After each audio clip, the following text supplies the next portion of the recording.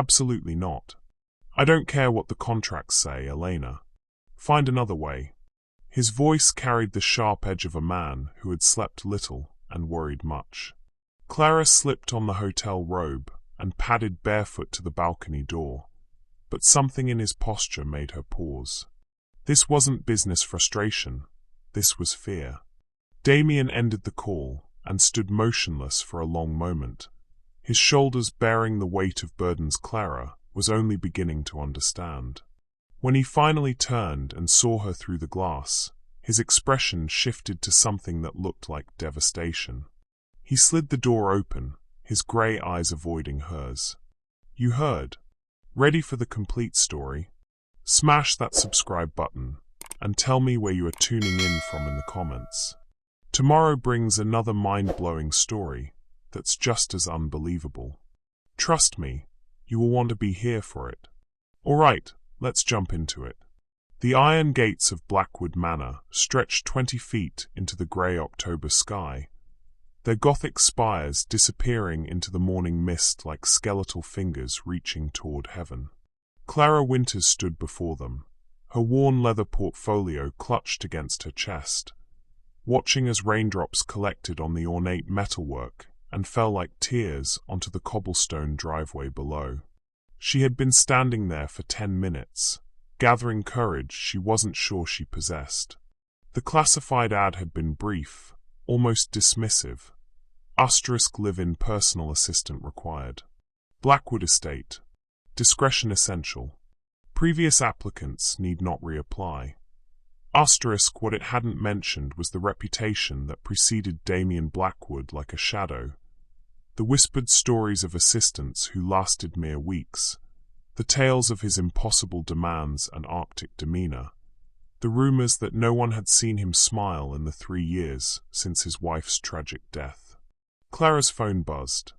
Another rejection email, the 7th this week. We've decided to move forward with another candidate. She didn't need to read the rest. At 26, with a literature degree that felt increasingly worthless and student loans that grew like weeds, she had run out of options and nearly out of hope. The intercom crackled to life, startling her from her thoughts. Miss Winters. The voice was crisp, British, undoubtedly the butler she'd spoken with yesterday. Mr. Blackwood is waiting. The gates groaned open with mechanical precision, revealing a winding driveway that cut through manicured gardens now dormant for winter. Blackwood Manor rose from the landscape like something from a Gothic novel, all sharp angles and towering windows that seemed to watch her approach with dark, judgmental eyes. The building's grey stone facade matched the threatening sky, as if both had been carved from the same unforgiving material. As Clara's footsteps echoed on the stone steps leading to the massive oak doors, she couldn't shake the feeling that she was walking into a fairy tale. The kind where the princess doesn't get rescued, but learns to rescue herself. The brass knocker was shaped like a raven, its obsidian eyes seeming to follow her movement as she lifted her hand. Before she could knock, the door swung open to reveal a tall, impeccably dressed man in his 60s. His silver hair was perfectly groomed, his posture rigid with decades of formal service. Miss Winters. I am Hartwell, Mr. Blackwood's butler. You're precisely on time. His pale blue eyes assessed her with the efficiency of a scanner, taking in her modest black dress, her carefully polished but clearly second-hand shoes, her nervous grip on her portfolio. Mr. Blackwood appreciates punctuality above most virtues. The foyer beyond was a study in controlled elegance, marble floors that reflected the light from an elaborate crystal chandelier, walls lined with oil paintings of stern-faced ancestors, and a curved staircase that swept upward like a ribbon of mahogany. Everything was beautiful, expensive, and utterly cold. The previous 12 applicants, Hartwell continued as he led her through corridors lined with more portraits and antique furnishings, lasted an average of 16 days. The longest tenure was 23 days. The shortest, He paused at a set of double doors crafted from dark wood. For hours. Clara's stomach tightened. What happened to them? Mr. Blackwood has very specific requirements. Hartwell's expression remained neutral, but something flickered in his eyes. Was it sympathy? Warning? He does not tolerate inefficiency, emotional displays, or... He seemed to choose his next words carefully. Attempts to fix what others perceive as broken. The doors opened into a library that took Clara's breath away. Floor-to-ceiling bookshelves stretched toward a vaulted ceiling painted with celestial scenes. Leather-bound volumes in rich burgundies and deep blues filled every available space, their gold lettering catching the light from tall windows that overlooked the estate's sprawling grounds. The air smelled of aged paper, leather, and something else, something masculine and complex, like cedar and rain. And there, silhouetted against the grey light filtering through the windows, stood a man who seemed to have been carved from the same unforgiving stone as his ancestral home. Damien Blackwood was younger than she had expected, perhaps 35, but he carried himself with the weariness of someone who had lived several lifetimes. His dark hair was slightly too long, as if he couldn't be bothered with regular maintenance, and his grey eyes held a coldness that seemed to freeze the very air around him. He wore a charcoal suit that probably cost more than Clara's rent for 6 months, but somehow he made it look like armor rather than fashion. Miss Winters. His voice was deep, cultured, and completely devoid of warmth. He didn't move from his position by the window, didn't offer his hand, didn't even fully turn to look at her. Hartwell informs me you're aware of the challenges this position has presented. Yes, sir. Clara's voice sounded smaller than she intended in the vast space. Then you're either desperate, foolish, or remarkably confident in your abilities. He finally turned, and Clara felt the full weight of his attention like a physical force. His gaze swept over her with clinical detachment, cataloguing and dismissing in the same moment. Which is it, Miss Winters? The question hung in the air between them, heavy with implication. Clara realized this was her moment, not just to answer his question, but to prove she belonged in this cold, beautiful place where others had failed. But as she looked into those storm-grey eyes, she saw something that made her breath catch. For just an instant, beneath the ice and indifference, she glimpsed something raw and wounded. A pain so profound it made her own struggles seem insignificant. Perhaps, she said quietly, finding strength she didn't know she possessed, I'm all three. Something shifted in his expression, so subtle she almost missed it. His eyes narrowed slightly, and for the first time since she'd entered the room, he seemed to truly see her. Interesting, he murmured, and Clara couldn't tell if he was pleased or annoyed by her response. We'll see if that confidence survives your first day, Miss Winters. Assuming, of course, you last that long. As thunder rumbled overhead, and the first heavy drops of rain began to strike the library windows, Clara realized she had just walked into something far more complex than a simple employment opportunity. She had stepped into a mystery wrapped in grief, housed in a mansion full of secrets, and guarded by a man who seemed determined to push away anyone who dared to come too close. But she had also seen that flash of vulnerability in his eyes, and it changed everything. Clara's first night at Blackwood Manor was a study in elegant isolation. Hartwell had shown her to her quarters, a suite of rooms in the east wing that was larger than her entire previous apartment, complete with a sitting area, bedroom, and private bathroom that featured a clawfoot tub she immediately wanted to sink into. The furnishings were beautiful but impersonal, like a luxury hotel room that had never known the warmth of being truly lived in. Your duties begin at 7 sharp, Hartwell had informed her, placing a leather-bound folder on the mahogany desk by the window. Mr. Blackwood's schedule, correspondence protocols, and household rules are detailed within. I suggest you study them thoroughly. He does not repeat instructions. Now, at nearly midnight, Clara sat curled in the window seat, still reading. The rules were extensive and peculiar. No music after 6 p.m. No flowers in the house, ever.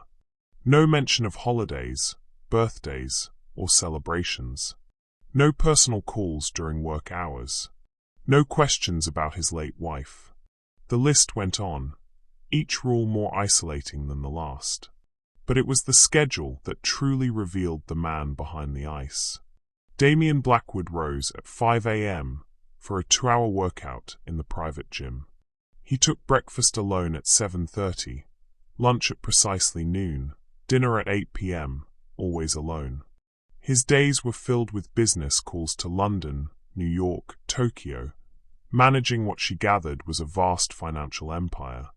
But there were also blocks of time simply marked library, do not disturb, that stretched for hours. What kind of man lived with such rigid control? And why did those do not disturb hours feel less like work and more like escape? Clara had fallen asleep in the window seat, the folder still open in her lap, when a sound woke her just after 3 a.m. Piano music, hauntingly beautiful and achingly sad, drifted through the walls. She pressed her ear to the cool glass, trying to determine where it was coming from. The melody was Chopin, Nocturne in E-flat major, played with such emotion that it made her chest tight. The music stopped abruptly, as if the player had suddenly realized someone might hear. The next morning arrived grey and drizzling, matching Clara's mood as she made her way to Damien's study at exactly 7 a.m. She wore her best professional attire, a navy blazer and pencil skirt that she'd bought for interviews, but rarely had occasion to wear. Her dark blonde hair was pulled back in a neat chignon, and she carried a leather notebook she'd purchased specifically for this job. Damien was already seated behind an imposing desk of dark wood, surrounded by multiple computer monitors displaying financial data that scrolled past like digital waterfalls. He didn't look up when she entered. "Your first task," he said without preamble, his fingers never pausing on the keyboard, "is to cancel my meeting with the Ashford Group. Reschedule for next month. Then call my tailor.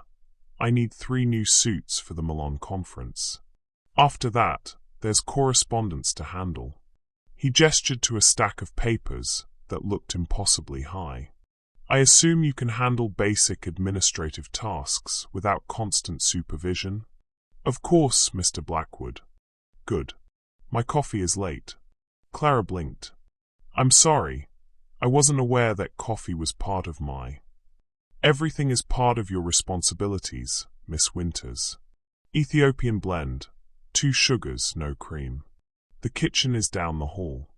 His grey eyes finally met hers, and she saw the challenge there, the test she was already failing. "Unless that's too complicated for someone with your extensive qualifications." Heat flushed her cheeks, but Clara kept her voice level. "Not at all. Ethiopian blend, 2 sugars, no cream." As she turned to leave, she heard him mutter, "At least this one can follow simple instructions." The kitchen was a masterpiece of modern efficiency, hidden within the manor's traditional facade. Stainless steel appliances gleamed under pendant lighting, and every surface was spotless. An older woman with kind eyes and graying hair looked up from where she was preparing what appeared to be a single serving of breakfast. "You must be the new assistant," the woman said with a warm smile that was like sunshine after the Arctic atmosphere of Damien's study. "I'm Mrs. Nguyen, the cook. Don't look so worried, dear. We're all rooting for you." "Ethiopian coffee, 2 sugars, no cream," Clara recited, feeling like she was learning a foreign language. Mrs. Nguyen's expression softened with something that looked like sadness. "Ah yes, his morning ritual. You know, he used to take it with cream. Lots of cream, and just a touch of sugar. But after—" She caught herself, glancing toward the doorway. Well, that was before. I'll show you how he likes it now. As Mrs. Nguyen prepared the coffee with practiced efficiency, Clara couldn't help but ask, "How long have you worked here?" 15 years. I've watched that boy grow from an arrogant young man into—" She paused, choosing her words carefully. "Into someone who forgot how to let people care for him." The other assistants who left, what were they like? Mrs. Nguyen handed her a perfectly prepared cup of coffee on a silver tray. Mostly young women who thought they could change him, or older ones who couldn't tolerate his particular ways. "You seem different, though." "Different how?" "You're not here to fix him or flee from him. You're here because you need to be. Sometimes that's what it takes. Mutual necessity rather than one-sided pity or ambition." When Clara returned with the coffee, Damien accepted it without acknowledgement, but she noticed he took a longer sip than necessary, as if savoring something beyond just the taste. The morning flew by in a whirlwind of phone calls, emails, and tasks that seemed designed to test her limits. Damien's business empire was vast and complex. Real estate in London, tech investments in Silicon Valley, renewable energy projects across Europe. He spoke fluent French during a call with investors in Paris, switched to Italian for a conversation about a vineyard acquisition, then seamlessly transitioned to Japanese for what sounded like a tense negotiation. Clara found herself genuinely impressed despite his cold demeanor. This wasn't inherited wealth being passively managed. Damien Blackwood was a financial genius who had clearly built his fortune through intelligence and ruthless determination. "The Venetian contract," he said around noon, not looking up from his screens. "I need you to review the terms and highlight any clauses related to early termination. Your predecessor missed a crucial detail that nearly cost us €2 million. Clara retrieved the contract from the filing cabinet, a system so organized it bordered on obsessive, and began reading. The legal language was dense, but her literature background had taught her to parse complex text for meaning. 20 minutes later, she placed the document on his desk with 3 sections highlighted in yellow. Damien finally looked up, his grey eyes scanning the marked passages. Something flickered in his expression. Surprise, perhaps even approval. "You found the arbitration clause. It's buried in subsection 12, but it essentially gives them an out if they can prove material change in market conditions. It's vague enough to be dangerous." For the first time since she'd arrived, the corners of his mouth almost turned upward. "Exactly. My lawyers missed that entirely."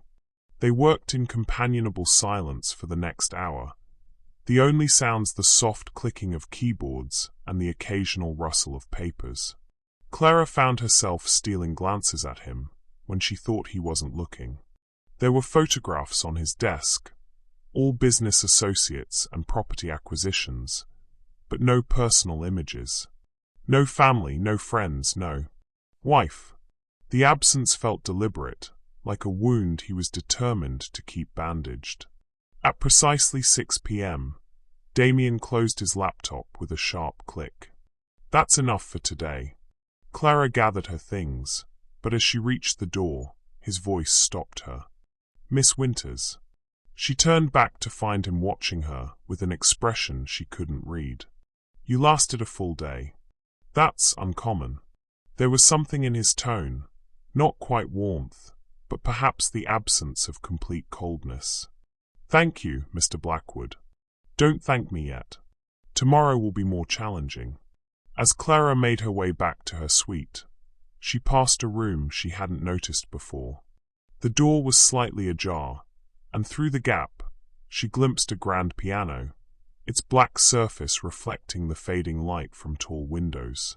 Sheet music was scattered across the bench, the same Chopin nocturne she'd heard in the early morning hours. Dear viewers, have you ever worked with someone whose public persona was completely different from who they really were underneath? Share your thoughts about the masks we wear in the comments.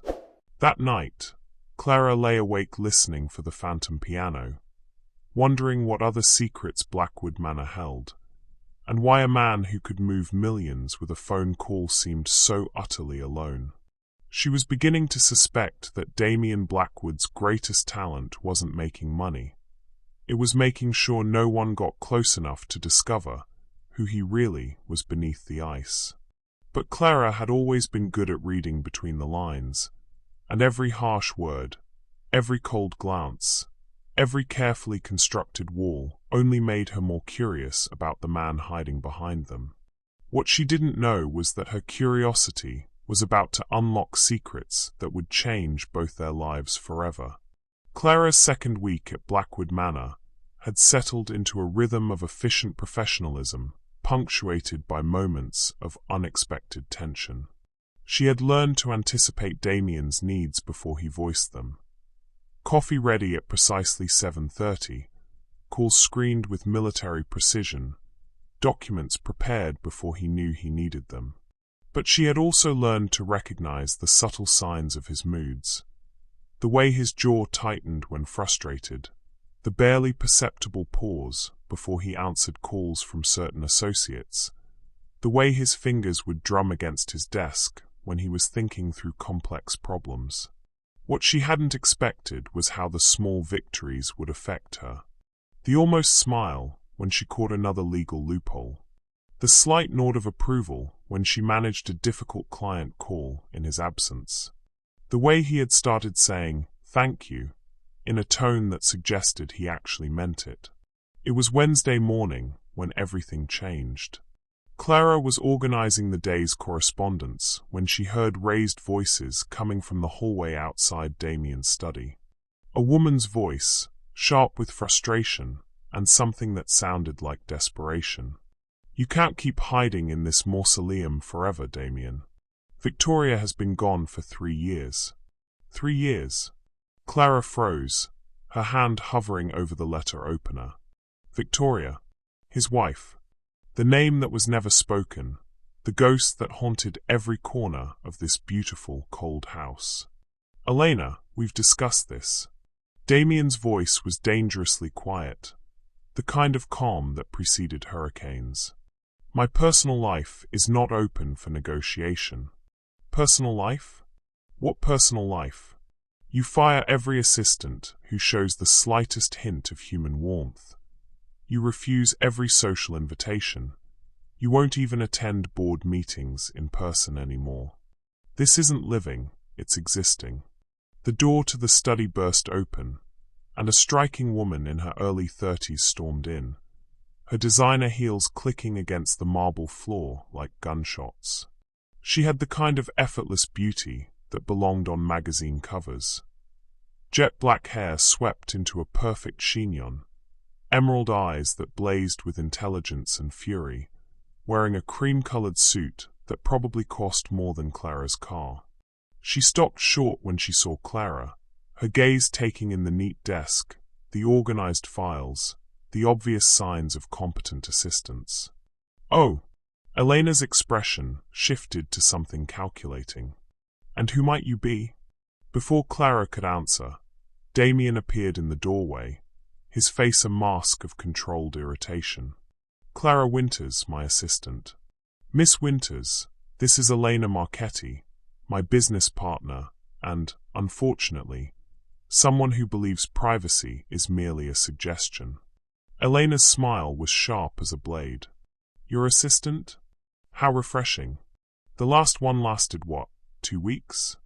And the one before that ran crying from the house after 4 days." She circled Clara like a predator studying prey. "You have a different look about you, though. Less fragile." "Elena." Damien's voice carried a warning. "What?" "I'm simply observing. After all, it's remarkable that someone has finally managed to last more than a few days in the Arctic wasteland you've created." Elena's gaze returned to Clara. "Tell me, Miss Winters, what's your secret? Nerves of steel or complete lack of imagination?" Clara felt heat rise in her cheeks, but before she could respond, Damien stepped between them. That's enough. Clara, please give us a moment. As Clara gathered her things and headed for the door, she heard Elena's voice drop to something more intimate, more concerned. She's pretty, Damien. Prettier than the others. Are you sure you're ready for that kind of complication? The door closed behind Clara with a soft click, but not before she caught Damien's response. She's my assistant, nothing more. And she never will be. The words hit her like a physical blow, though she couldn't understand why. Of course she was nothing more than his assistant. What else would she be? But there had been something in his tone, not just dismissal, but a kind of desperate certainty, as if he were trying to convince himself as much as Elena. Clara tried to focus on her work, but the conversation replayed in her mind. Who was Elena to speak to him with such familiarity? And why did the mention of his wife create such a charged atmosphere? An hour later, Elena emerged from the study, her expression thoughtful. She paused beside Clara's desk, studying her with those piercing green eyes. A word of advice, Elena said quietly. Damien Blackwood is a dangerous man to care about. He has a talent for making people fall in love with glimpses of who he used to be, then punishing them for it. I don't understand. Elena's smile was sad now, lacking its earlier sharpness. You will. And when you do, remember this. Victoria didn't just die, Miss Winters. She was murdered. And Damien blames himself for every moment of happiness she might have had if she'd never met him. With that bombshell, Elena click-clacked her way out of the manor, leaving Clara staring after her with a racing heart and 1,000 questions. Murdered. The word echoed in her mind like a gunshot in a cathedral.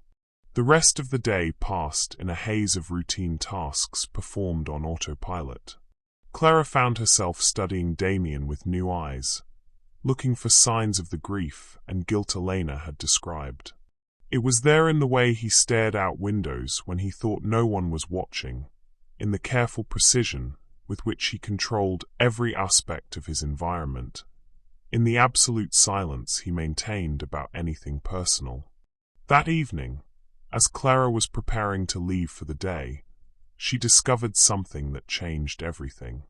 She had been filing contracts in the cabinet behind Damien's desk when one of the documents slipped from her hands and scattered across the floor.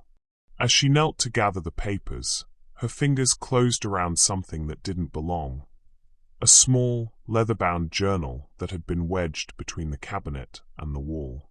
The cover was soft with age and wear, and when it fell open in her hands, Clara found herself looking at handwriting she didn't recognize.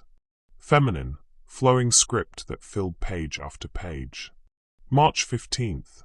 Damien brought me flowers today, white roses from the garden. He says they remind him of me, pure and beautiful. I told him he's ridiculous, but I pressed one between these pages anyway. Sometimes I can't believe this is real, that someone like him could love someone like me. Clara's breath caught. This was Victoria's diary. She knew she should close it, put it back, pretend she'd never found it. But her eyes were drawn to the words like a moth to flame. April 2nd. The nightmares are getting worse. I wake up screaming, and Damien holds me until I can breathe again. He thinks I don't notice how tired he looks, how worried. I'm scared I'm becoming a burden to him, this broken thing he has to take care of. April 10th. Dr. Reeves says the therapy is helping, but I can see the doubt in Damien's eyes. He tries to hide it, but I know him too well. He's losing faith that I'll ever be whole again. Sometimes I wonder if he'd be better off without me. The entries grew darker, more fragmented. References to someone following her, watching the house.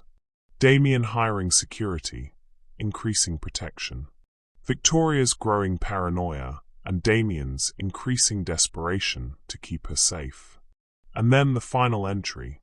June 18th, he's here. I can feel him watching me, even through all of Damien's precautions.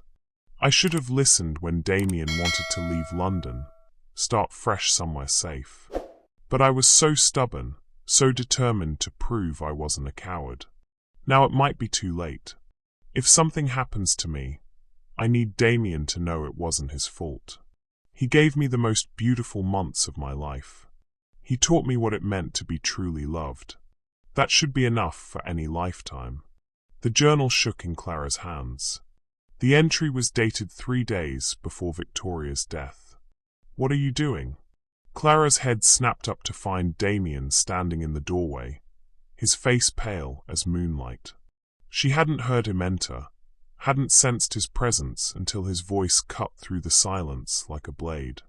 The papers fell, and this was... She held up the journal with trembling fingers. I'm so sorry, I didn't mean to. Give it to me. His voice was deadly quiet. Clara stood slowly, the journal extended toward him. When their fingers brushed as he took it, she felt the tremor that ran through his hands, saw the way his jaw worked as he fought for control. She was murdered, Clara said softly. Elena told me, but I didn't understand until... You understand nothing. The words came out harsh, ragged. You read her private thoughts, her pain, and you think you understand. I think I understand why you blame yourself. Something cracked in his carefully constructed facade. For a moment, the ice melted completely, and Clara saw raw, devastating grief in those grey eyes. She died because of me, he whispered. Because I was arrogant enough to think I could protect her from my world. Because I loved her enough to be selfish, to keep her with me even when I knew the danger. That's not. It is exactly what happened. His voice grew stronger, colder. Dmitry Volkov wanted to destroy me, so he destroyed the only thing I cared about. He broke into our home, into our bedroom, and he... Damien's hands clenched into fists. He made me watch. The horror of it hit Clara like a physical blow. She could see it now. The guilt that ate at him. The reason for all the walls. The desperate need to keep everyone at a distance. Mr. Blackwood. Damien. The words slipped out broken, vulnerable. If you're going to pity me, at least use my name. Clara stepped closer, ignoring every instinct that told her to maintain professional distance. I don't pity you, Damien. I think what happened to Victoria was a tragedy, and I think you've spent 3 years punishing yourself for something that wasn't your fault. You don't understand. Then help me understand. She reached out slowly, her fingers barely brushing his hand. Help me understand why you think isolating yourself honors her memory. For a heartbeat, he didn't pull away. For one precious moment, she felt the man beneath the armor, the one who played Chopin in the dark, who brought white roses to the woman he loved, who held her through nightmares and tried desperately to keep her safe. Then the walls slammed back into place. You're fired. The words hit her like a slap. What? You're fired, Miss Winters. Pack your things and leave tonight. Damien, please. Mr. Blackwood, he corrected coldly. And this conversation is over. He turned and walked away, leaving Clara standing alone in his study, holding the shattered pieces of a truth she finally understood. Damien Blackwood wasn't cold because he didn't feel. He was cold because he felt too much. And now, just when she was beginning to see through his carefully constructed defenses, he was sending her away. But as Clara stood there in the gathering darkness, surrounded by the ghosts of Blackwood Manor, she realized something that changed everything. She wasn't going to let him push her away. Not when she was finally beginning to understand that beneath all that ice was a man worth saving. Even if he didn't think he deserved to be saved. Clara didn't leave. Instead, she spent the night in her suite, staring out at the storm-lashed grounds of Blackwood Manor, turning Elena's words and Victoria's diary entries over in her mind like pieces of a puzzle she was determined to solve. Every rational part of her brain screamed that she should pack her bags, take the severance pay Hartwell had discreetly delivered, and return to her small apartment in the city. Find another job, another life, another story that didn't involve a wounded billionaire and the ghost of his murdered wife. But Clara had never been particularly rational when it came to lost causes. At 7 a.m. sharp, she appeared in Damien's study with his Ethiopian coffee, 2 sugars, no cream. He looked up from his computer screens, and she watched a dozen emotions flicker across his face.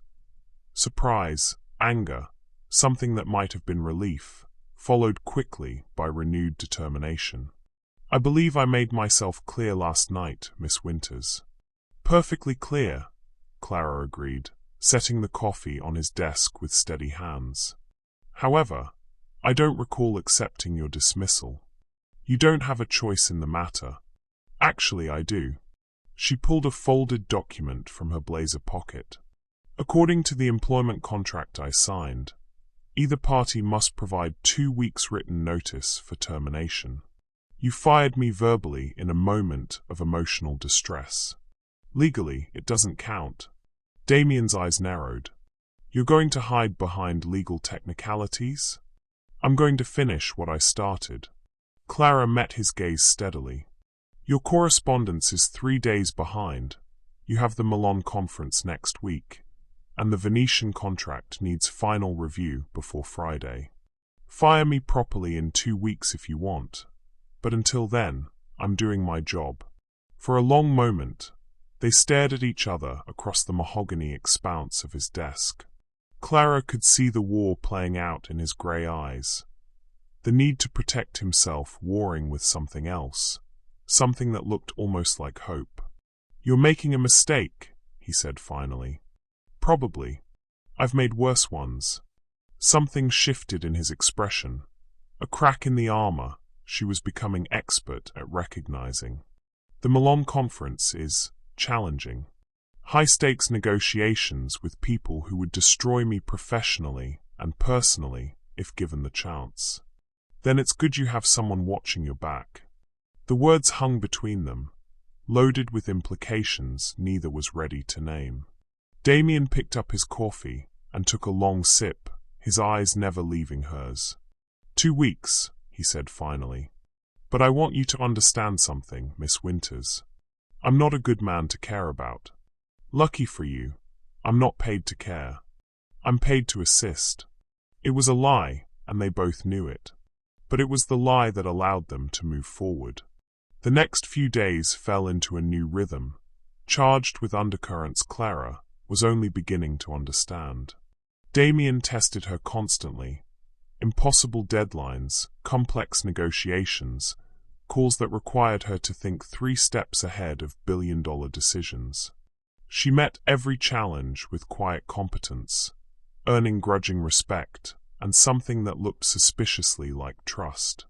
But it was the small moments that revealed the man beneath the billionaire facade. She found him in the library one evening, not reading but staring out at the grounds where security lights cast long shadows across the gardens. His shoulders carried a tension that spoke of sleepless nights and memories that wouldn't stay buried. "The lights are new," Clara said quietly, not wanting to startle him. "After Victoria died, I had them installed. Motion sensors, infrared cameras, a full security system." His voice was flat, matter of fact. "I told myself it was practical, necessary. But they don't keep out the ghosts." Clara moved closer, drawn by the pain in his voice. "What was she like? Really like, not just what Elena thinks you want to hear." Damien was quiet for so long she thought he wouldn't answer. When he finally spoke, his voice was softer than she'd ever heard it. "She laughed at everything.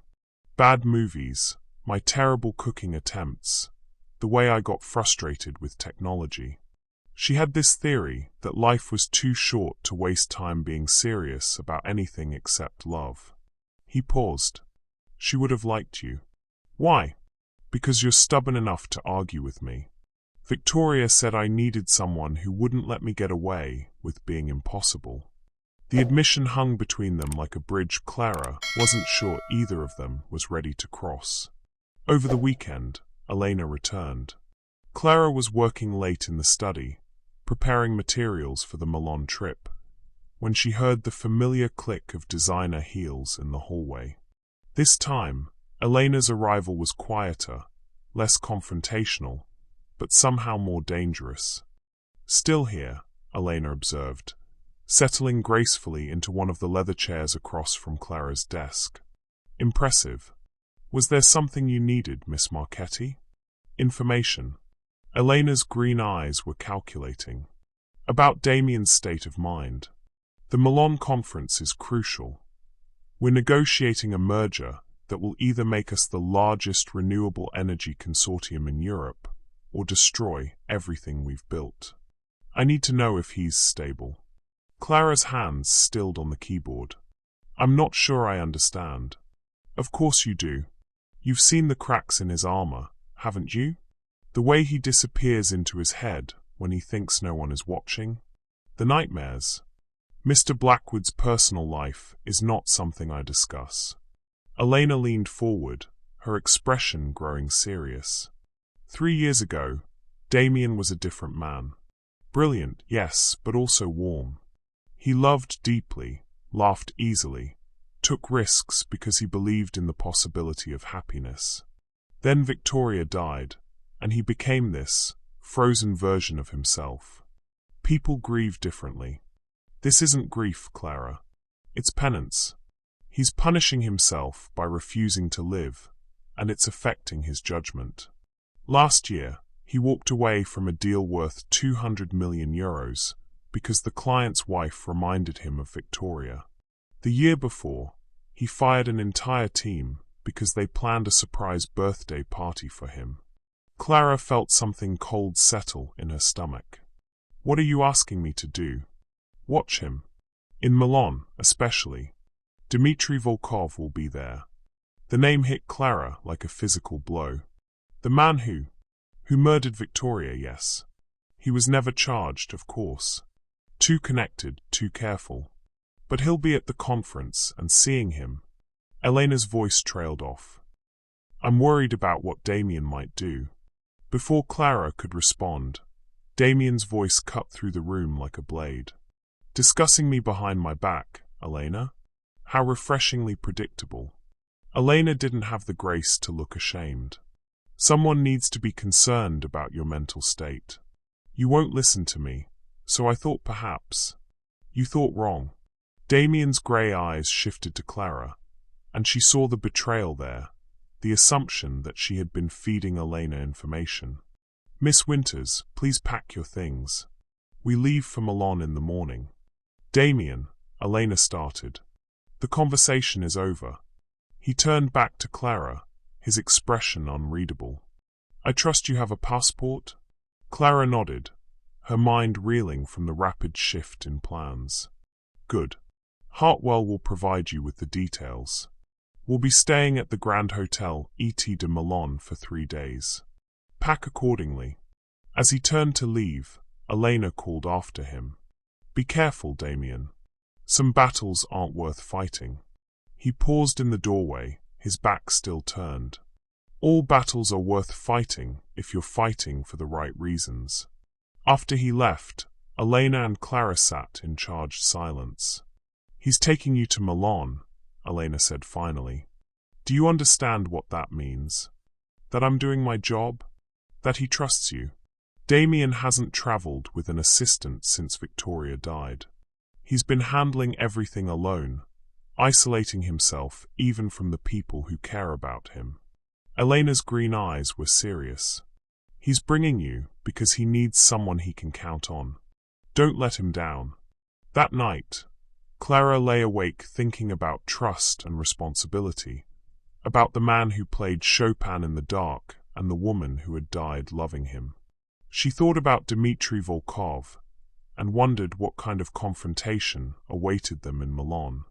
But mostly, she thought about the way Damien had looked at her in the library when he'd said Victoria would have liked her. There had been something in his eyes then, not just grief, but longing.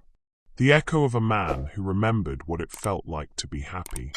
As Clara finally drifted off to sleep, she couldn't shake the feeling that Milan would change everything. That whatever happened at the conference would either break down the last of Damien's walls, or build them so high that no one would ever breach them again. She just hoped she was strong enough to stand beside him when the moment came.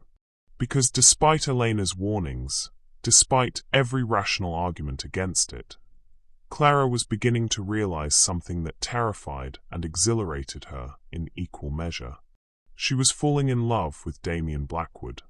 And in Milan, she would have to decide whether that love was worth fighting for, even if it meant fighting Damien himself. The Grand Hotel Et de Milan rose from the heart of the fashion district like a monument to old-world elegance. As their car pulled up to the entrance, Clara caught sight of the ornate facade and felt her breath catch. This wasn't just luxury. It was the kind of refined opulence that whispered of centuries of secrets and stories. The conference is being held in the hotel's ballroom, Damien explained as they were escorted through the marble lobby by uniformed staff who treated him like visiting royalty. 3 days of presentations, negotiations, and the kind of social maneuvering that would make Machiavelli proud. Clara nodded, trying to project competence while secretly marveling at the frescoed ceilings and crystal chandeliers. She had packed her best professional attire, but being here made her acutely aware of the gulf between her world and Damien's. "Your suite is on the 4th floor," the concierge informed them with a deferential bow. "Adjacent to Mr. Blackwood's penthouse, as requested." As they rode the elevator in silence, Clara caught Damien studying her reflection in the polished brass doors. When their eyes met, he looked away quickly, but not before she saw something there, an awareness that hadn't existed at Blackwood Manor, where the roles of employer and employee provided clear boundaries.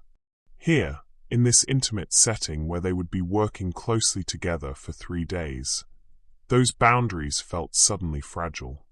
Clara's suite was stunning, all rich fabrics and antique furnishings, with windows that overlooked the bustling streets of Milan. But it was the connecting door between her room and Damien's that made her pulse quicken.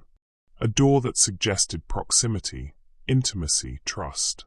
"The opening reception is at 7, Damien said from the doorway, his hands shoved deep in his pockets in a gesture that seemed almost nervous. "You don't have to attend if you're not comfortable. These events can be challenging." "I'll be there," Clara said, setting her laptop bag on the mahogany desk. "That's why I'm here." Something flickered in his grey eyes. "Yes, of course."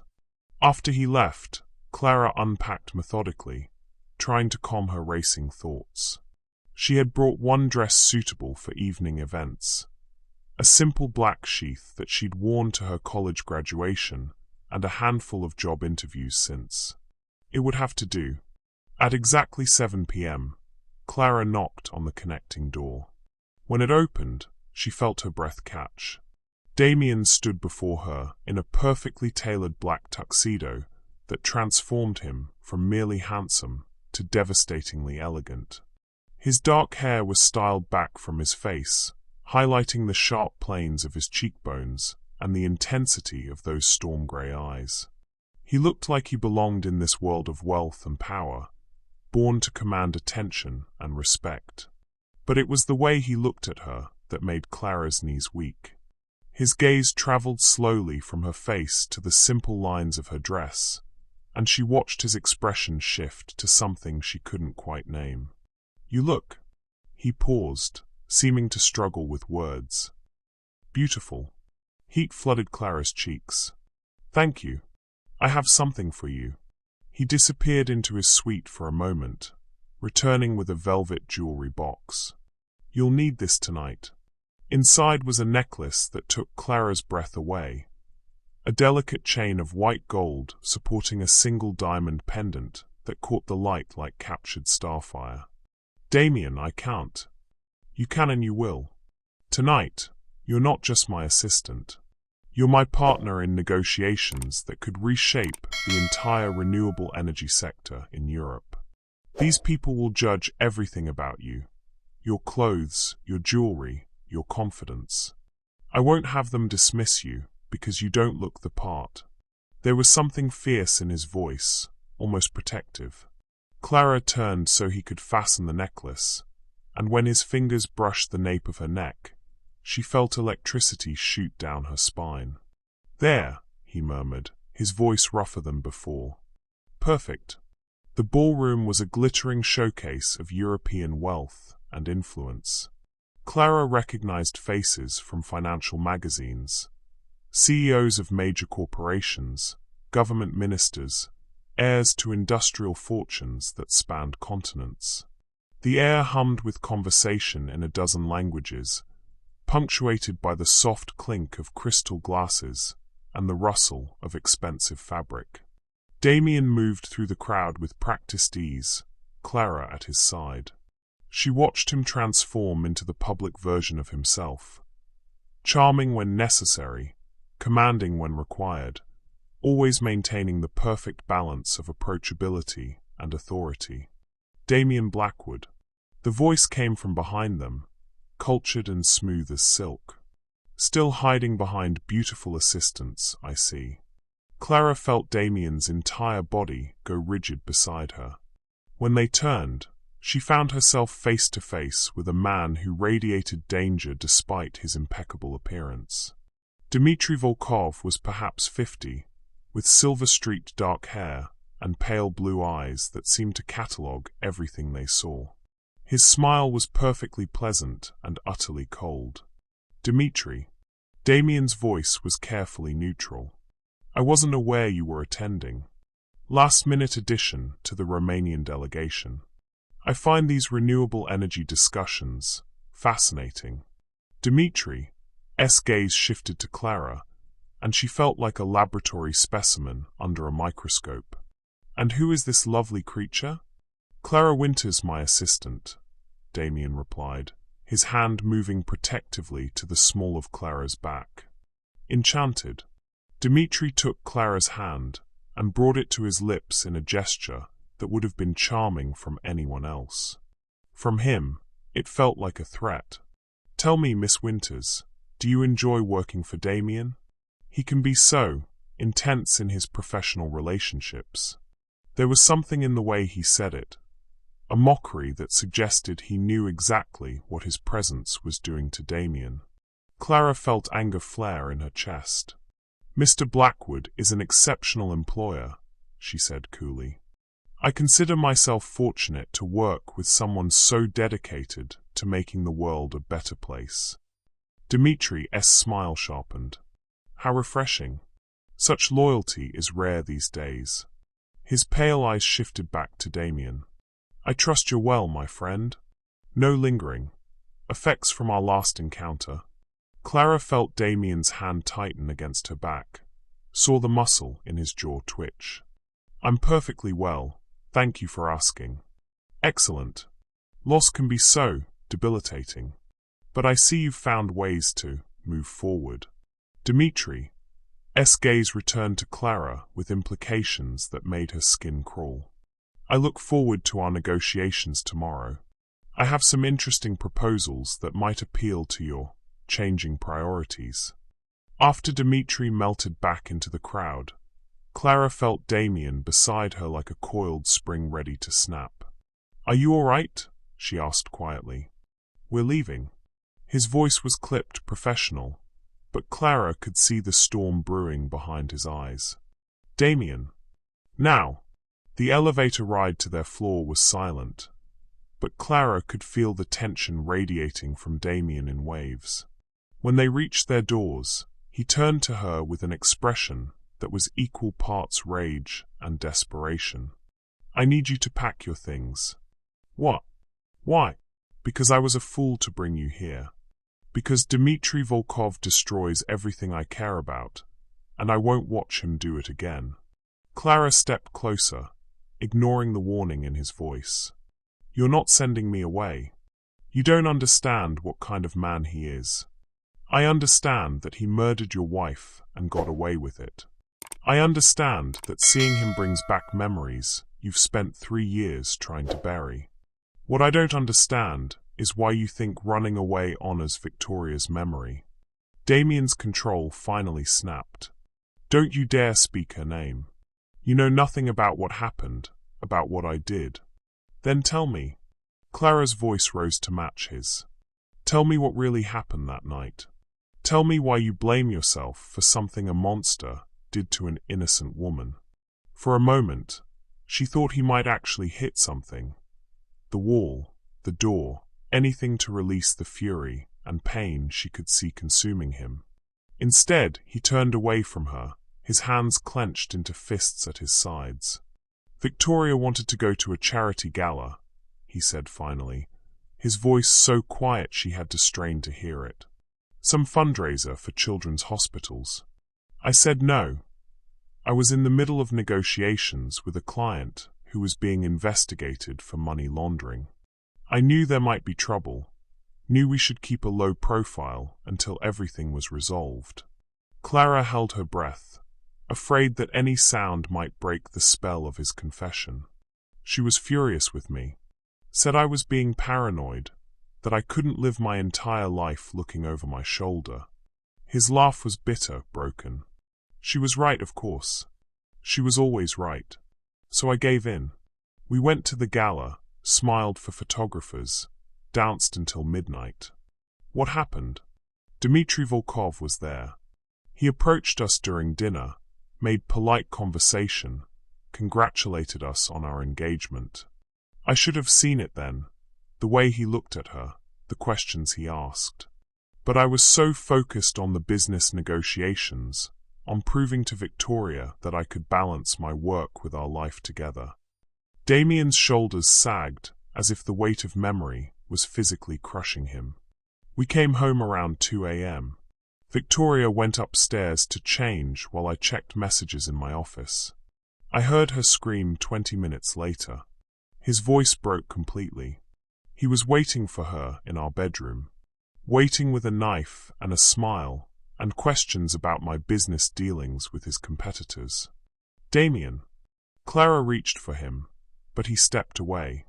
He made me watch, Damien continued, his voice hollow. Tied me to a chair and made me watch while he showed me what happened to people who crossed him. He said Victoria was beautiful, that it was a shame she'd chosen to love someone so stupid. The horror of it washed over Clara in waves. She could see it now, the guilt that ate at him, the reason he'd isolated himself from everyone who might care. The police found no evidence, he continued mechanically. Dmitry had alibis for the entire evening, witnesses who swore he never left the gala. The investigation went nowhere, the case was closed, and I was left with the knowledge that my wife died because I was too arrogant to see the trap closing around us. It wasn't your fault, wasn't it? He finally turned to face her, and Clara saw tears on his cheeks. I knew what kind of man Dmitry was. I knew the risks of opposing him in business. But I was so drunk on love, so convinced that I could have everything, Victoria, success, happiness, that I ignored every warning sign. Clara closed the distance between them, her heart breaking for the man who had carried this burden alone for 3 years. Listen to me, she said fiercely. Dmitry Volkov is a monster who killed an innocent woman to send a message. You didn't put the knife in his hand. You didn't make the choice to take her life. The only person responsible for Victoria's death is the man who murdered her. You don't understand. I understand that you loved her. I understand that losing her nearly destroyed you. What I don't understand is why you think the answer is to stop living. Damien's grey eyes searched her face as if he were seeing her clearly for the first time. Because living means risking. And I can't. I won't risk someone else. He stopped, the words hanging unfinished between them. Someone else you what, Damien? The silence stretched taut as a wire. Clara could see the battle raging in his expression, the need to maintain walls warring with something deeper, more dangerous. "Someone else I'm beginning to care about," he whispered finally. The admission hung between them like a bridge on fire, beautiful, terrifying, and impossible to cross safely. Clara felt her heart hammering against her ribs as she realized they had moved past the point of professional distance into something far more complicated. "Damien," Clara said softly, reaching up to touch his face. "I'm not Victoria. I'm not fragile, and I'm not afraid of Dmitry Volkov, or anyone else who might want to hurt you." "You should be afraid," he said, but he didn't pull away from her touch. "You should run as far from me as possible." "Too late for that," Clara whispered. "I'm already in too deep to run." And then, because the space between them had become unbearable, because 3 years of grief had met 3 weeks of growing love, because sometimes the heart makes decisions the mind isn't ready for, Damien kissed her. It was a kiss born of desperation and longing, of walls finally crumbling and truth finally spoken. Clara felt herself melting into him, her hands fisting in the lapels of his tuxedo as he pulled her closer, as if he could somehow absorb her into himself and keep her safe from the world that had destroyed everything else he'd dared to love. When they finally broke apart, both breathing hard, Clara saw wonder and terror warring in his eyes. "This changes everything," he said. "I know. Dmitry will use you against me. He'll see what you mean to me, and he'll—" "Let him try." Clara's voice was steady, fierce. "I'm not going anywhere, Damien. Not tomorrow, not after the conference, not ever. You're stuck with me." For the first time since she'd known him, Damien Blackwood smiled. Really smiled, the expression transforming his entire face. "God help us both," he murmured, and kissed her again. Outside their window, Milan glittered like a city of dreams, unaware that in one hotel suite, a man was finally learning to live again, and a woman was discovering that sometimes the most dangerous thing you can do is exactly what your heart tells you is right.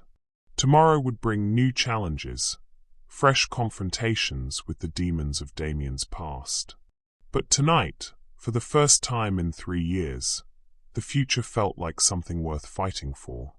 Dawn broke grey and ominous over Milan, casting long shadows across the hotel suite where Clara had spent the night in Damien's arms. She woke to find his side of the bed empty, the sheets already cool to the touch. Through the floor-to-ceiling windows, she could see him on the balcony, fully dressed in his armor of charcoal suit and steel resolve, talking urgently into his phone. "Absolutely not. I don't care what the contracts say, Elena. Find another way." His voice carried the sharp edge of a man who had slept little and worried much. Clara slipped on the hotel robe and padded barefoot to the balcony door, but something in his posture made her pause. This wasn't business frustration, this was fear. "Because she doesn't know what she's walked into," Damien continued, his free hand gripping the balcony railing until his knuckles went white. "Dmitry isn't just here for business, Elena. Last night was reconnaissance. He's planning something, and I won't have Clara caught in the crossfire." Clara's blood turned to ice. She pressed closer to the door, straining to hear.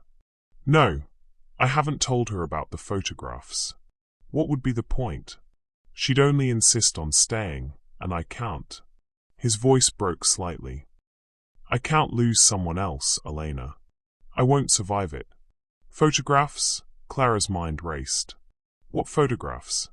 Damien ended the call and stood motionless for a long moment, his shoulders bearing the weight of burdens Clara was only beginning to understand. When he finally turned and saw her through the glass, his expression shifted to something that looked like devastation. He slid the door open, his grey eyes avoiding hers. "You heard. Some of it. What photographs, Damien?" He moved past her into the suite, beginning to pace like a caged animal. Dimitri had someone following us yesterday. From the moment we arrived at the hotel until... He gestured helplessly toward the bedroom. Until last night. The implications hit Clara like a physical blow. He has pictures of us together. Professional surveillance photos, intimate dinner conversation, the moment we... Damien's jaw worked as he fought for control. The moment I kissed you on the balcony. Clara sank into one of the suite's elegant chairs, her mind reeling. He's going to use them against you somehow. Against us. Damien finally met her eyes, and Clara saw the terror there. Dimitri doesn't just destroy business deals, Clara. He destroys lives. He'll leak those photos to the financial press, paint you as some gold-digging opportunist who seduced a grieving widower. Your reputation, your career, your future, all of it will be destroyed just to prove a point to me. What point? That anyone I care about becomes a target. That love is a luxury I can't afford. Damien stopped pacing and knelt before her chair, his hands covering hers. I'm sending you home. Today. Before the main conference sessions begin. No. The word came out sharper than Clara intended. This isn't a negotiation. You're right. It isn't. Clara stood, forcing him to look up at her. Because I'm not leaving you to face this alone. You don't understand what you're risking. Don't I? Clara's voice grew stronger. You think I care about some gossip columnist calling me a gold digger? You think I care what strangers say about my motivations? Your career will survive some tabloid nonsense. What won't survive is you retreating back into that frozen wasteland you've been living in for 3 years. Clara cupped his face in her hands, forcing him to meet her gaze. I love you, Damien, and I'm not going to let Dmitri Volkov or anyone else scare me away from that. The confession hung between them like a bridge neither had expected to cross so soon. Damien's eyes widened, and Clara saw wonder and terror warring in their depths. Clara, you can't. You don't know what that means. It means I'm staying. It means we face whatever comes next together. Before Damien could respond, there was a sharp knock at the suite door. Through the peephole, Clara could see a hotel employee holding an envelope. Mr. Blackwood? Urgent delivery. Damien took the envelope with hands that weren't quite steady. Inside were 8 glossy photographs and a handwritten note on expensive stationery. Clara looked over his shoulder and felt the world tilt sideways. The photos were all there. Their dinner conversation, the moment on the balcony when he'd fastened her necklace, their kiss under the Italian stars. But it was the note that made her blood run cold. Damien, how lovely to see you've found comfort in new companionship. Miss Winters is quite beautiful, though I suspect she has no idea what kind of man she's chosen to love. I have some fascinating information about her background that I think the financial press would find interesting. Perhaps we could discuss this during today's negotiations? After all, I'd hate for your new romance to suffer the same complications as your last one. What does he mean about my background? Clara asked, though she dreaded the answer. Damien's face had gone ashen. Elena ran a background check when I first hired you. Standard procedure for anyone working in my home. And your father, Clara. James Winters. Clara's world tilted. What about my father? He was an accountant for Meridian Holdings 15 years ago. They were one of Dimitri's shell companies, used for money laundering and arms dealing. Your father discovered the illegal activities and tried to report them to authorities. The pieces clicked into place with sickening clarity. The car accident wasn't an accident. Dimitri had him killed, made it look like drunk driving. You were 12 years old. Clara felt the room spinning around her. Her father, who had died when she was in 7th grade, leaving her and her mother to struggle alone. Her father, whose death had forced them to sell their house, move to a smaller town, start over with nothing. Her father, who had been a hero and never lived to know it. "Dimitri knows," she whispered. "He knows everything. Your father's investigation, the evidence he tried to gather, the fact that you've been working for me." Damien's voice was hollow with despair. "He's been planning this from the moment you walked into my house. Every day you stayed, every connection we built, it was all part of his game. So what are you saying? That this is all fake? That what we feel for each other is just some elaborate setup? I'm saying that loving me killed your father, and now it's going to destroy you too." The words hit Clara like physical blows. She stumbled backward, her hand flying to her throat where the diamond necklace suddenly felt like a collar. "Get out," she whispered. "Clara, get out." The scream tore from her throat, raw and broken. "Get out of my room. Get out of my life. Get away from me." Damien flinched as if she'd struck him, but he didn't move. "Please let me explain." "Explain what?" "That you knew who I was from the beginning? That you hired me knowing my father died because of Dmitri Volkov? That every moment between us has been built on lies? That's not, isn't it?" Clara was crying now, great gasping sobs that shook her entire body. "You knew, Damien. Maybe not at first, but you knew, and you let me fall in love with you anyway. Because I fell in love with you too." The words came out broken, desperate. "Because for the first time in 3 years, I remembered what it felt like to hope for something. Because you made me believe I might deserve to be happy again. Well, congratulations. You got what you wanted. And now Dmitri gets what he wants too, the chance to destroy us both." Clara turned away from him, wrapping her arms around herself as if she could physically hold the pieces of her heart together. "Pack your things," she said quietly. "Both of us. We're going home." "Clara, please." "I said pack your things. The conference can go to hell. The merger can collapse. I don't care anymore." The silence that followed was deafening. Clara kept her back turned, afraid that if she looked at him, she would crumble completely. When she finally heard the soft click of the connecting door closing, she collapsed onto the bed and sobbed until she had nothing left. Hours later, as the afternoon sun slanted through the windows, Clara sat numbly in the chair by the balcony door, still wearing the hotel robe, staring at nothing. The diamond necklace lay on the table beside her like an accusation. She had been such a fool. All those moments she'd thought were genuine, his almost smiles, the way he'd looked at her in the library, the careful trust he'd begun to show, had they been real, or just elaborate manipulation? A soft knock interrupted her spiraling thoughts. "Clara?"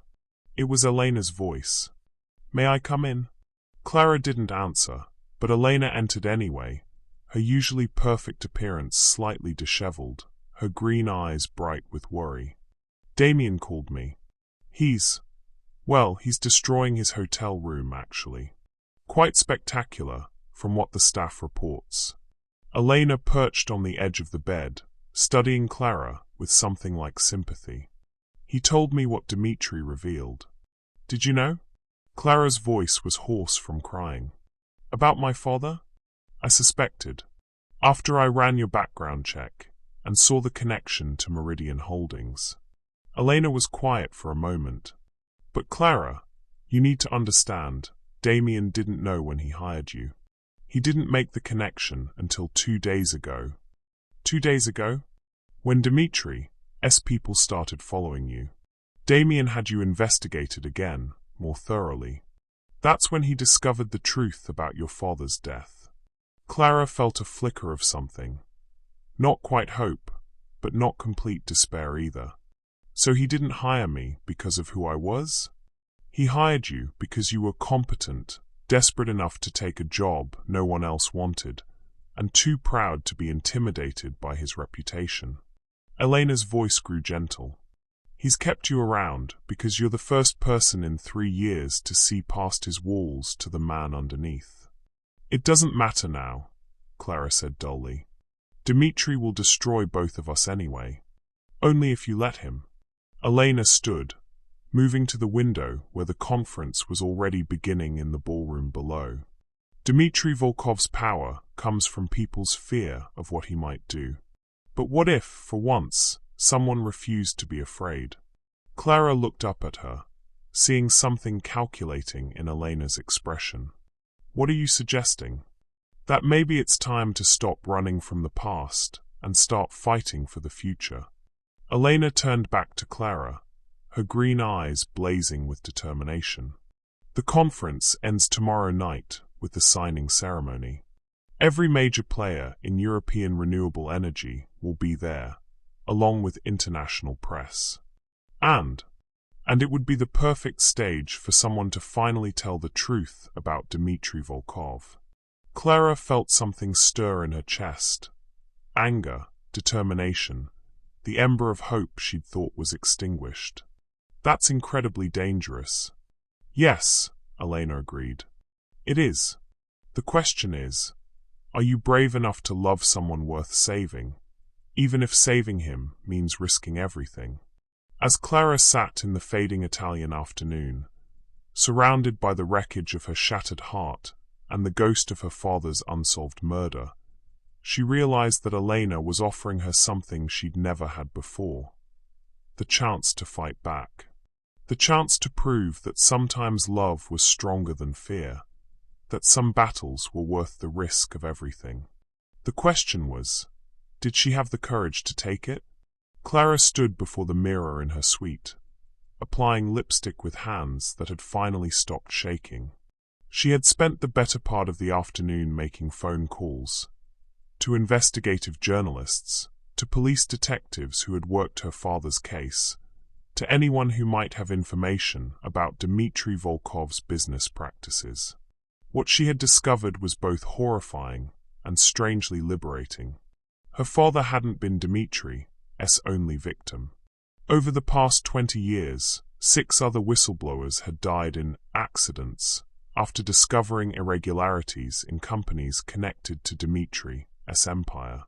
6 families destroyed, 6 murders disguised as coincidences, 6 men and women who had chosen to do the right thing and paid with their lives. But Clara had also discovered something else. Elena Marchetti wasn't just Damien's business partner. She was a former federal prosecutor who had been building a case against Dmitri for 3 years, collecting evidence that individually meant nothing, but together painted a picture of systematic criminal enterprise. "You're sure about this?" Elena asked, adjusting the tiny recording device concealed in Clara's earring. "Once we start this process, there's no going back. Dmitri will come after both of us with everything he has." "I'm sure." Clara smoothed the lines of her navy cocktail dress. Not the simple black from the previous night, but something Elena had somehow procured that made her look like she belonged in this world of wealth and power. "My father died trying to expose this man. If there's a chance to finish what he started." "There is. But Clara, you need to understand, Damien doesn't know about tonight. About any of this." Clara's stomach tightened. "What do you mean?" "I mean he's currently 3 floors down, preparing to withdraw from the conference entirely. He's convinced that the only way to protect you is to disappear from your life completely." Elena's green eyes were sad but determined. "He's planning to transfer ownership of his European holdings to me and return to London. Alone.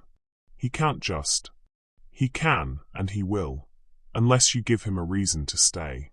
Unless you prove to him that love doesn't have to mean loss." The signing ceremony was held in the hotel's grand ballroom, transformed for the evening into something that looked like a scene from a political thriller. Representatives from 12 European nations sat at a horseshoe-shaped table, while investors and press occupied the surrounding gallery. The Renewable Energy Consortium Agreement would reshape how Europe approached clean technology for the next decade, assuming, of course, that it actually got signed. Clara entered through the side door, her eyes immediately seeking Damien among the crowd. She found him at the head table, impeccably dressed, but looking like a man attending his own execution. When their eyes met across the room, she saw him go rigid with shock and something that looked like panic. He was on his feet immediately, weaving through the crowd toward her with predatory grace. "What the hell are you doing here?" he demanded in a harsh whisper when he reached her. "I told you to go home. You told me a lot of things. I stopped listening when you decided to make decisions about my life without consulting me. Clara, this is dangerous. Everything worth doing is dangerous." She smoothed an imaginary wrinkle from his lapel, the gesture intimate enough to draw watching eyes. "Besides, someone has to make sure you don't do anything stupidly self-sacrificing. Ladies and gentlemen," the conference moderator announced, "if you would please take your seats, we'll begin the final session."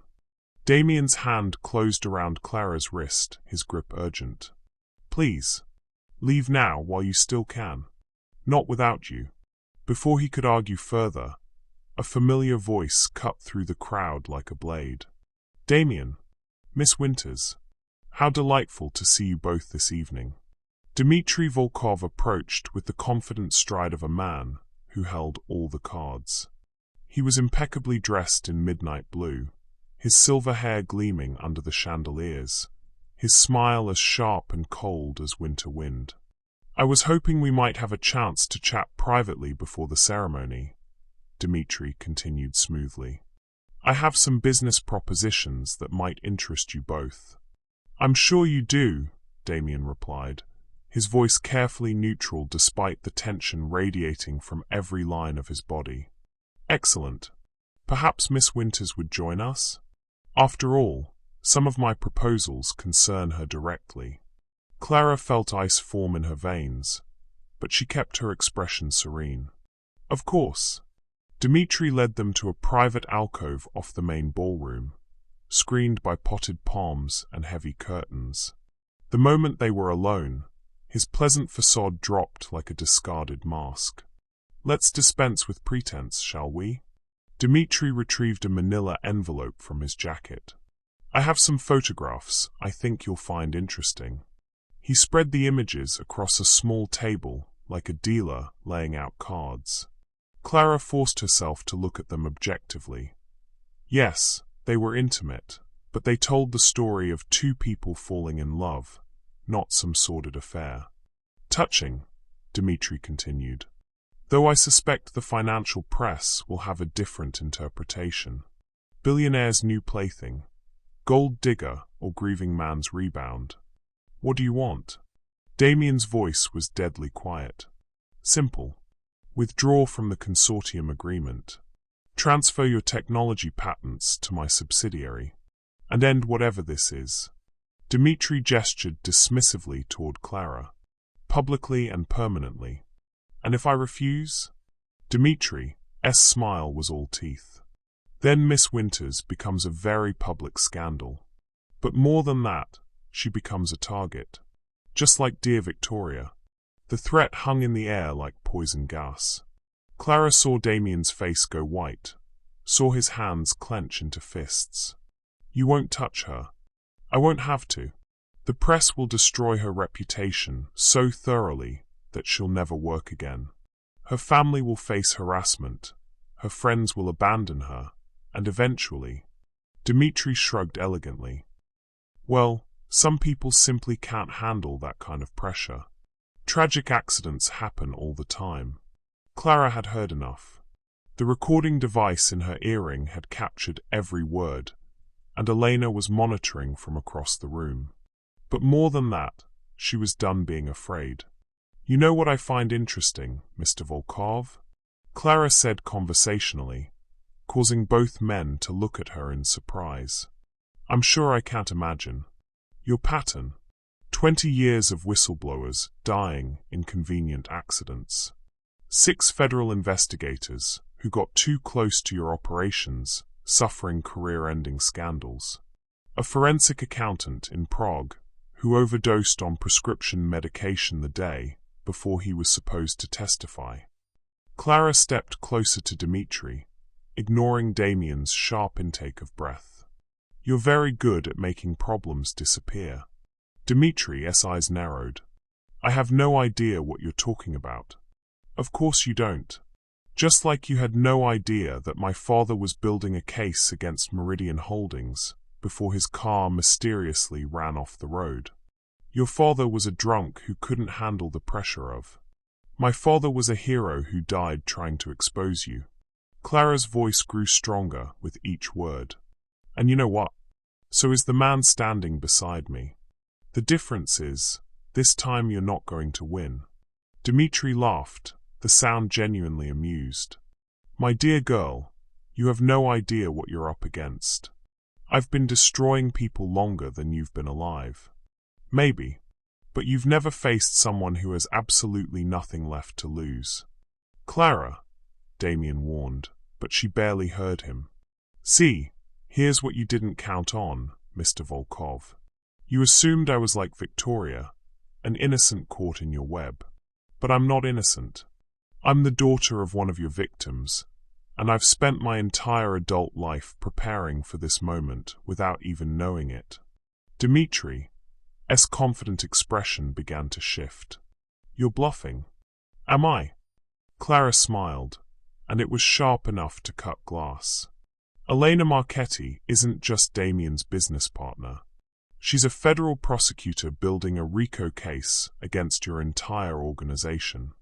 And for the past 3 hours, I've been feeding her information that connects you to murders spanning 2 decades. The color drained from Dimitri's face. "That's impossible. The beauty of modern technology," Clara continued, touching her earring meaningfully, "is how small recording devices have become. Every threat you've made tonight, every confession about my father, every implication about Victoria's murder, it's all been recorded and transmitted to very interested federal agents." Dimitri's composure finally cracked. "You stupid girl. Do you have any idea what you've done? I've finished what my father started." The sound of Dimitri's hand striking Clara's cheek echoed through the alcove like a gunshot. But before he could strike again, Damien was there, his fist connecting with Dimitri's jaw with the force of 3 years of suppressed rage. Dimitri stumbled backward, blood trickling from his lip, his pale eyes blazing with fury. "You'll regret this, Blackwood. Both of you." "The only thing I regret," Damien said, pulling Clara against his side, "is that it took me 3 years to stop being afraid of you." Dimitri straightened his jacket with shaking hands. "This isn't over." "Yes." Elena's voice came from behind them as she emerged from the shadows with 2 men in dark suits. "It is." As federal agents placed Dmitri Volkov in handcuffs, reading him his rights while conference attendees watched in shocked silence, Clara felt Damien's arms tighten around her. "Are you insane?"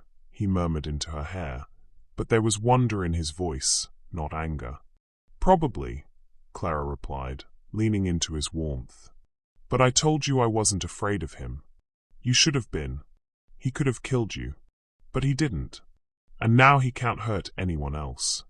As they watched Dimitri being led away, his empire of fear finally crumbling, Clara felt something shift in the air around them. The ghosts that had haunted Blackwood Manor for 3 years were finally being laid to rest. "What happens now?" Clara asked. Damien turned her in his arms, his grey eyes clear and warm for the first time since she'd known him. "Now we go home, and we figure out how to build something beautiful from the ashes of all this darkness. Together, if you'll have me. If you can forgive me for not being brave enough to trust you with the truth from the beginning." Clara reached up to touch his face, where a bruise was already forming from Dimitri's retaliation. "There's nothing to forgive. We both did what we thought was necessary to protect each other." "I love you," Damien said, the words coming easier now, as if saying them had broken some final barrier. "I love your courage, your stubborn determination to see good in broken things, your absolute refusal to let fear make your decisions for you. I love you too, Clara whispered. All of you. The brilliant businessman, the wounded man, the person who plays Chopin in the dark and thinks no one will notice.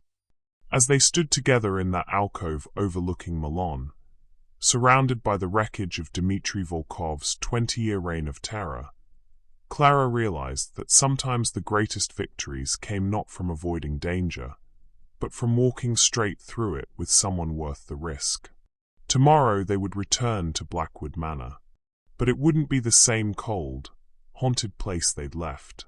Because sometimes, when you're brave enough to face the darkness together, you discover that love really can cast out fear. And sometimes, justice delayed is simply justice waiting for the right moment to strike. The arrest of Dmitry Volkov sent shockwaves through the conference that rippled outward like stones thrown into still water. Within hours, financial news networks were broadcasting footage of the handcuffed billionaire being led through the Grand Hotel Et de Milan in front of a room full of Europe's most powerful business leaders. But it was the story behind the arrest that truly captivated the world. Elena had spent the better part of 3 years building an airtight case, and Clara's recorded confession from Dmitry was the final piece of evidence needed to bring down his entire criminal enterprise.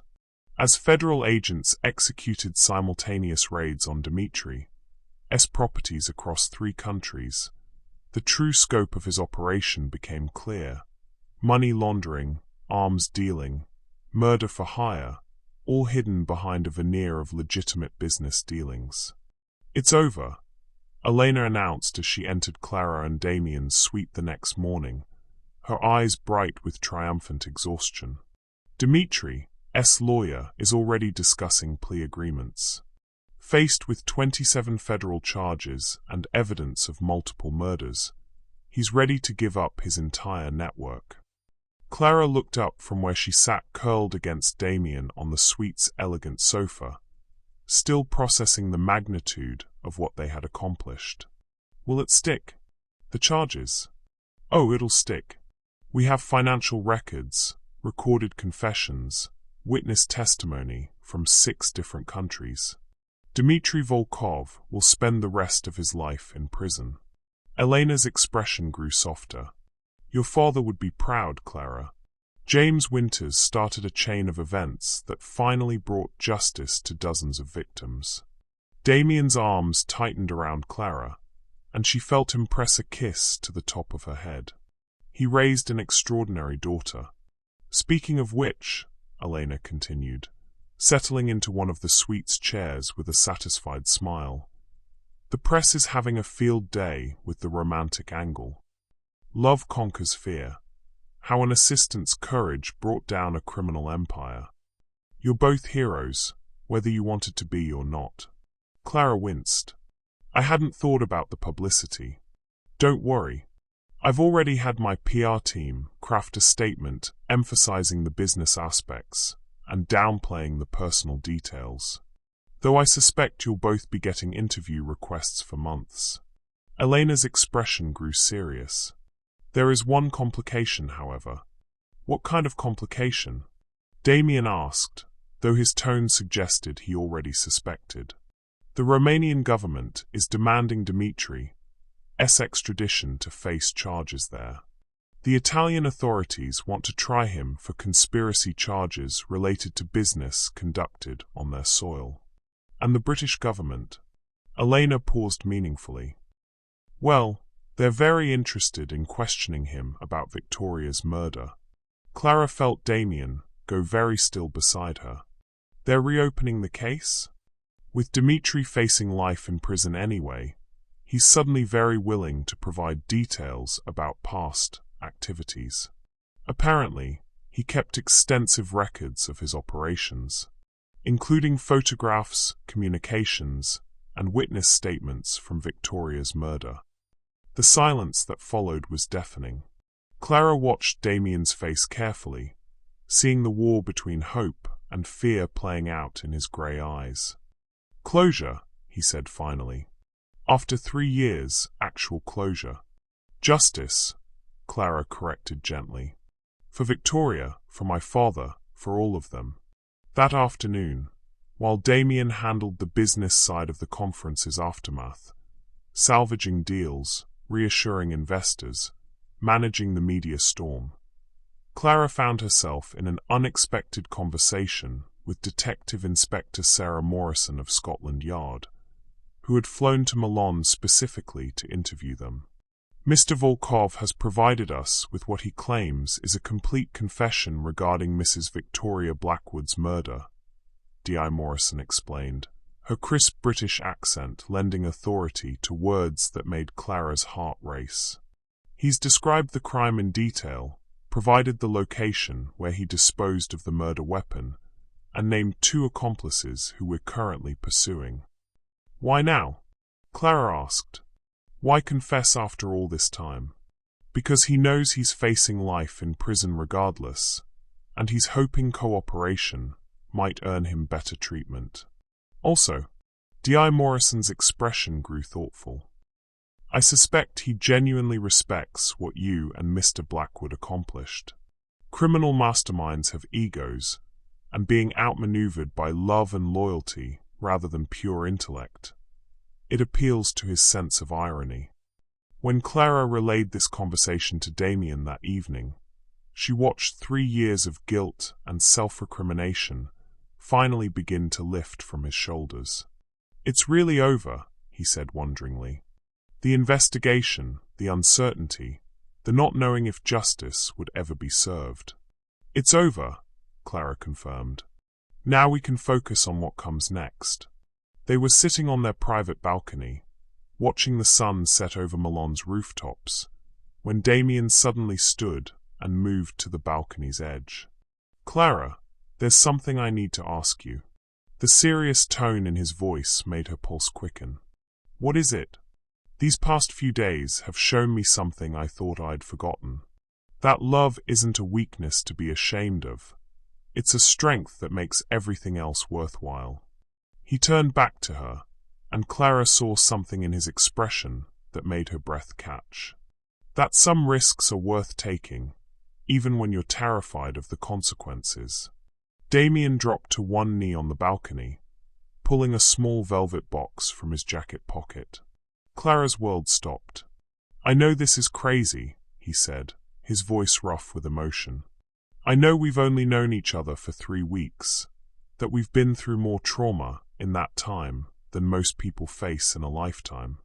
But I also know that you're the bravest, most extraordinary woman I've ever met. You walked into my life when everyone else was running away.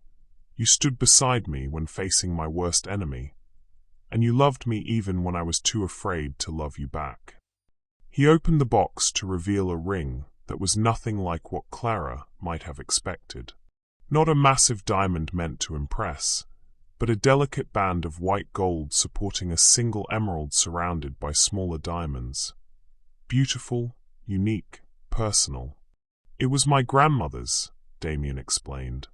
"She always said it should go to a woman brave enough to love a Blackwood man despite all their flaws." His grey eyes searched hers. "Clara Winters, will you marry me? Will you help me learn how to live again?"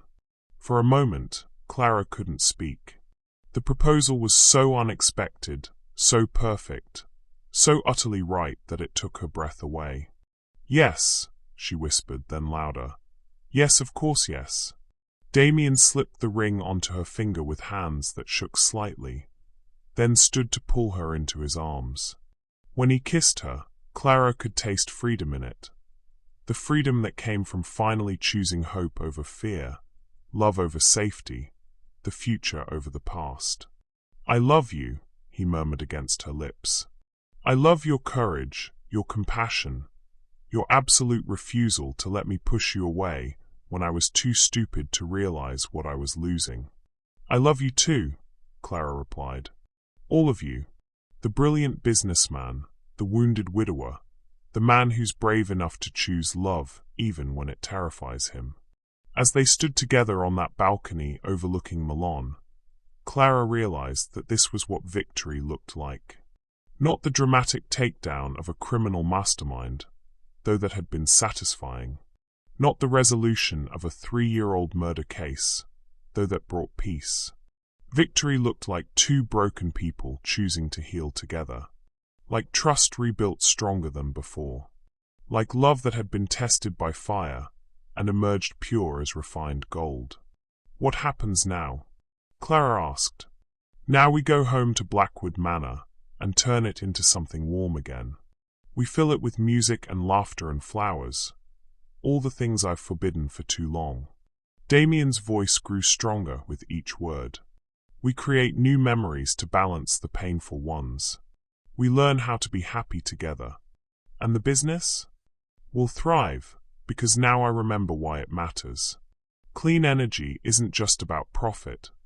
It's about leaving the world better than we found it. For our children, for the future we're going to build together. As if summoned by their happiness, Elena appeared in the balcony doorway, her green eyes bright with tears she was trying not to shed. I hate to interrupt, she said with a watery smile, but there are about 50 reporters downstairs who want statements about Demetrius' arrest. Also, the consortium agreement was signed an hour ago with unanimous approval. And, she paused dramatically, congratulations on your engagement. The entire hotel staff is buzzing about the romantic proposal. Clara laughed, suddenly giddy with joy and relief. How did you? Balcony overlooking a public square in Milan? You might as well have hired a billboard. Elena's smile grew genuine. But I couldn't be happier for you both. It's about time someone brought Damien Blackwood back to life. As they prepared to face the press, to return to London and begin their new life together, Clara realized that sometimes the greatest stories weren't about avoiding danger, but about walking through it hand in hand with someone brave enough to choose love over fear. The job everyone had rejected had become the opportunity of a lifetime. The cold billionaire's house had become a home. And the man who had changed her life was the same man whose life she had changed in return. Some risks, Clara thought as Damien squeezed her hand before they stepped into the elevator to face their future, were absolutely worth taking. 6 months later, Blackwood Manor had been transformed.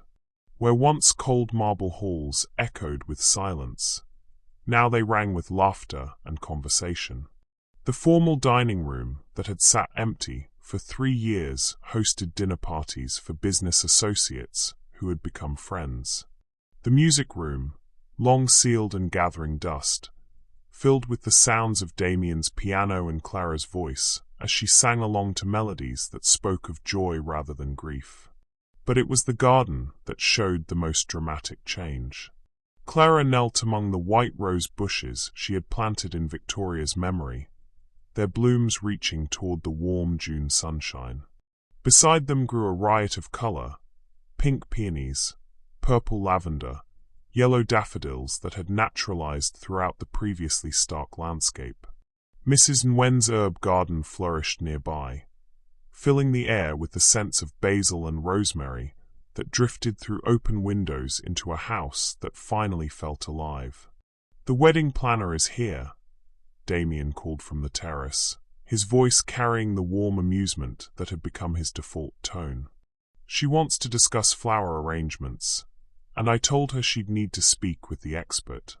Clara looked up to see him approaching through the garden paths, his suit jacket discarded, his sleeves rolled up, a streak of dirt across his cheek from helping her plant the new rose varieties. The sight of him, relaxed, happy, thoroughly domestic, still had the power to make her heart skip. Expert? Clara laughed, wiping her hands on the gardening apron that had become her uniform for weekend mornings. 6 months ago, I could barely keep a houseplant alive. 6 months ago, I thought happiness was something that happened to other people. Damien pulled her into his arms, seemingly unconcerned about the dirt transferring to his expensive shirt. Now look at us. The wedding was planned for late September, in the garden they had created together. Nothing elaborate, just family, close friends, and the staff who had become like family over the months of transformation. Elena would serve as maid of honor, still grumbling good-naturedly about having to wear a dress instead of her preferred power suits. Hartwell had volunteered to walk Clara down the aisle, a gesture that had moved her to tears when he offered. "There's something I want to show you before we meet with the planner," Damien said, taking Clara's hand and leading her toward the house. He guided her to the library, which had been redecorated to include comfortable reading chairs by the windows and fresh flowers on the tables, yellow roses that Clara refreshed weekly. But today, there was something new. On the mantelpiece, beside a photograph of Damien and Clara from their engagement announcement, sat a framed picture Clara had never seen before. Victoria Blackwood smiled out from the silver frame, her blonde hair catching sunlight in what was clearly a candid moment of pure joy. Beside her photograph was a smaller frame containing a picture of James Winters in his accountant's suit, looking proud and determined. "I thought they should be here," Damien explained quietly. "Not as ghosts haunting our happiness, but as the people who shaped us into who we are today. Your father's courage gave you the strength to fight for justice. Victoria's love taught me that happiness was worth the risk." Clara felt tears prick her eyes, but they were good tears, the kind that came from healing rather than hurt. "They would approve, I think," she said, studying the two faces that represented love and loss, courage and consequence. "I know they would." Damien wrapped his arms around her from behind, his chin resting on her shoulder. Victoria always said that love multiplied when it was shared, never diminished. And your father, he believed that doing the right thing was worth any personal cost. The wedding planner turned out to be a whirlwind of Italian efficiency named Francesca, who had flown in from Milan specifically to oversee what she called the romance of the century. She bustled through the garden with an energy that made Clara tired just watching, gesturing expansively at potential altar locations and rhapsodizing about flower arrangements in rapid-fire English peppered with passionate Italian. "The roses, they are perfection," Francesca declared, kneeling beside Clara's carefully tended bushes. "White for purity, pink for devotion, red for passion. It tells the complete story of love, no?" "Actually," Clara said with a smile, "the white roses are for remembrance. Someone we lost but haven't forgotten." Francesca's expression grew soft with understanding. "Ah, see. Love that transcends death. Even more beautiful." As they planned the ceremony details, a string quartet for the processional, fairy lights strung through the trees for the evening reception, a menu featuring both British and Italian influences, Clara found herself marveling at how normal it all felt. 6 months ago, she had been unemployed and desperate, willing to take any job to avoid financial disaster. Now she was planning her wedding to one of Europe's most eligible bachelors in gardens she had designed herself. The guest list, Francesca consulted her tablet with professional precision. "It is quite small for a man of Mr. Blackwood's stature, no? We wanted something intimate," Clara explained. "People who matter to us, not people we're obligated to invite. Romance over obligation." Perfetto. That evening, after Francesca had departed with promises to return the following week with fabric samples and menu tastings, Clara and Damien walked through their garden in the golden light of sunset. The transformation was complete. What had once been a stark, formal landscape now bloomed with life and color, a living testament to the healing power of love and time. "Any regrets?" Damien asked as they paused beside the fountain that had been restored to working order, its gentle splash adding music to the evening air. "About what?" "Taking a job everyone else rejected." Staying when I tried to fire you. Fighting Dimitri instead of running away. His grey eyes were warm in the fading light. Saying yes to a man who comes with more baggage than most people accumulate in a lifetime. Clara considered the question seriously.